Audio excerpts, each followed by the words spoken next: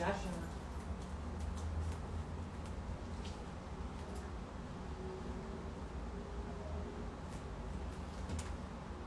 Pode iniciar, né? O que foi? Já iniciei. Olá a todos. Hoje, começando o mês das doenças raras, vamos conversar sobre uma condição genética muito incomum. E ela é muito curiosa também.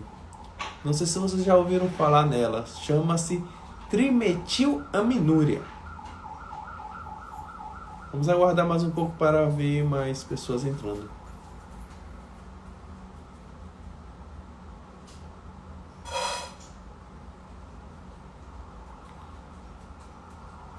A trimetilaminúria também é uma doença conhecida como a síndrome do odor do cheiro do peixe.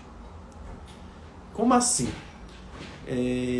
As pessoas com trimetilaminúria, quando elas vêm no consultório, elas sempre vêm com uma mesma história.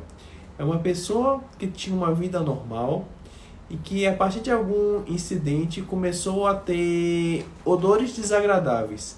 Esses odores desagradáveis começaram a fazer com que pessoas começassem a se afastar dela. Ela tinha uma sensação de, quando entrasse no ambiente, as pessoas ficaram longe delas por conta do odor desagradável. Por isso que a gente chama de síndrome do odor do cheiro do peixe.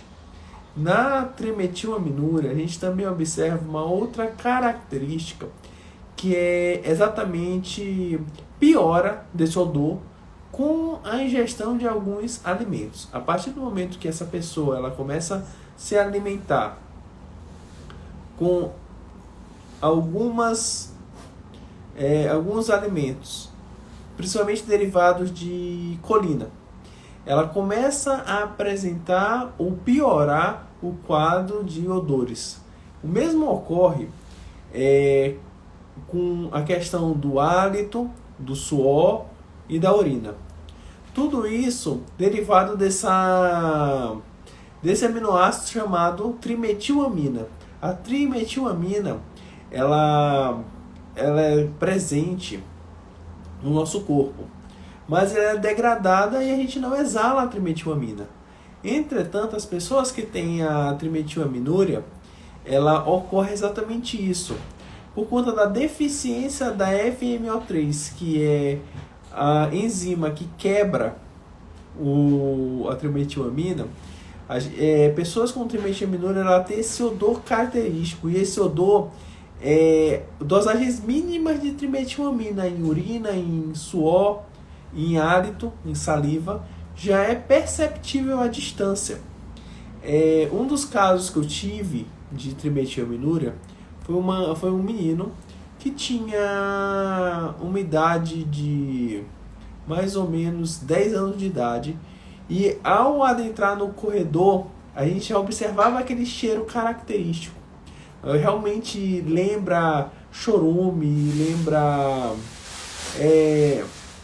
o odor do peixe mesmo, o odor do peixe podre. E isso é muito típico. É causada por mutações no gene chamado FMO3, que gera a enzima FMO3. O gene FMO3 ele necessita de 2 mutações nesse gene para a pessoa poder ter diagnóstico da trimetilaminúria.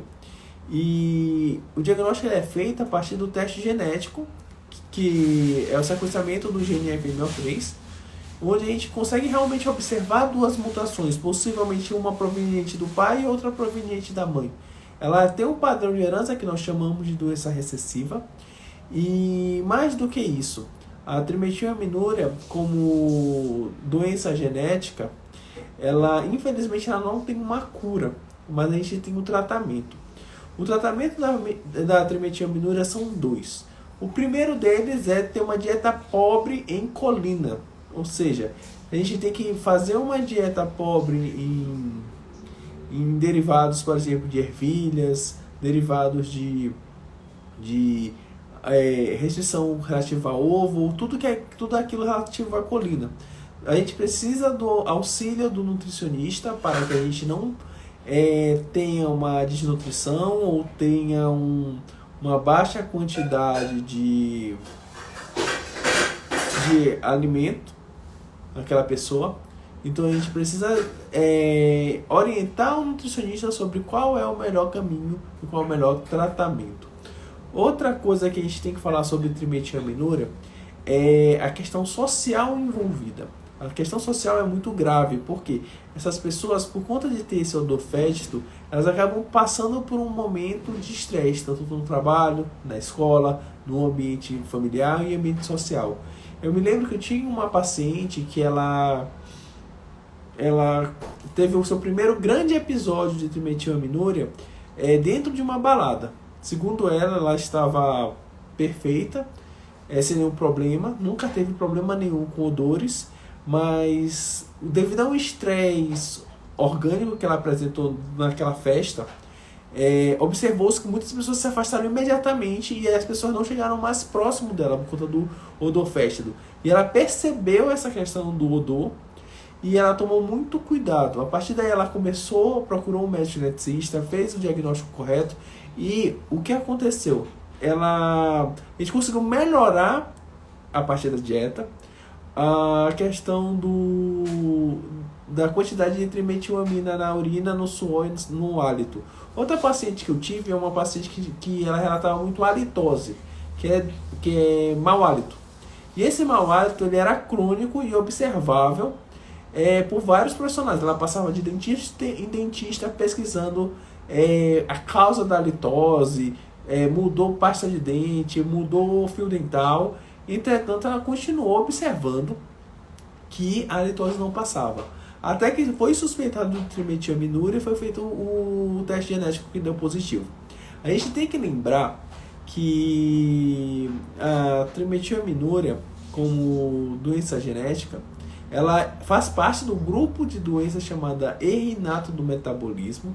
E mais do que isso, ela pode trazer sérias consequências sociais e orgânicas para aquele indivíduo. Mas do ponto de vista de intelecto, não afeta, ou seja, inteligência normal. Do ponto de vista laborativo, trabalha normalmente, não tem problema de dificuldade na escola, não tem problema de nada. É pura e especificamente relacionado ao odor do cheiro do peixe. Aqui, essa condição, ela é uma condição muito incomum. Eu quis fazer essa live para a gente poder informar que ela existe, porque comemorando o mês das doenças raras, dia 29 de fevereiro é o Dia Internacional da Doença Rara, mas esse mês não é ano bissexto, esse ano não é ano bissexto, 2022 não é ano bissexto, só 2024. Então, não teremos a data no dia 29, teremos no dia 28 de fevereiro, que vai ser a data de comemoração. Vai ser segunda-feira de carnaval.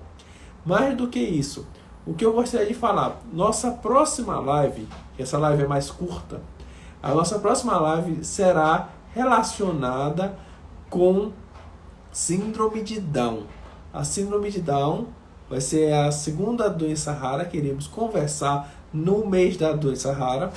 E iremos conversar muito sobre o que é síndrome de Down, de onde vem, porquê do cariótipo, porquê